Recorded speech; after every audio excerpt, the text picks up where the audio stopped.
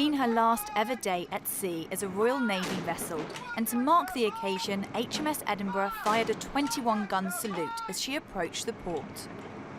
Built in Liverpool, this warship was launched in April 1983, commissioned in December 1985, and after almost 30 years serving on operations all around the world and clocking up almost 800,000 miles, today will go down in history as it's her last day ever going into the harbour of Portsmouth.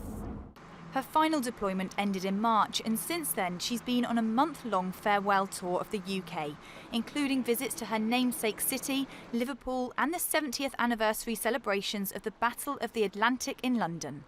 Well, it's extremely poignant. There are mixed emotions, I think, from everybody, a real sense of nostalgia, an element of sadness as we say goodbye to this class of ship that has served the Navy so well for 40 years, and 30 years of that for HMS Edinburgh. As the last few hours on the ship came to a close, the crew gathered together to reflect on the highlights of what's known as the Fortress of the Sea. The ship sailed into Portsmouth flying a decommissioning pennant, while bagpipes played in the background. It was a time of mixed emotions for the crew and family on board. Quite emotional to see the decommissioning pennant flying on the final 42. I mean, there have been 42 since 1975, HMS Sheffield, and this is the final one. Extremely emotional.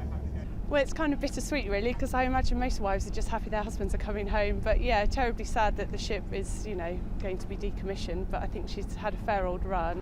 The 5,200 tonnes of warship was the last and largest Type 42 destroyer.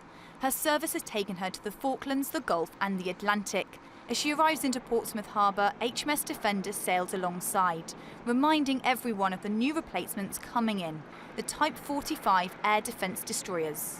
They carry much of our hope for how we can regain a significant role in high-end air defence operations that these Type 42 destroyers have carried so significantly down the years, and they mark the passage into a new era of the Navy.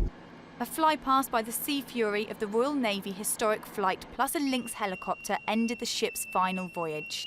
Laura Hawkins, Forces News, Portsmouth.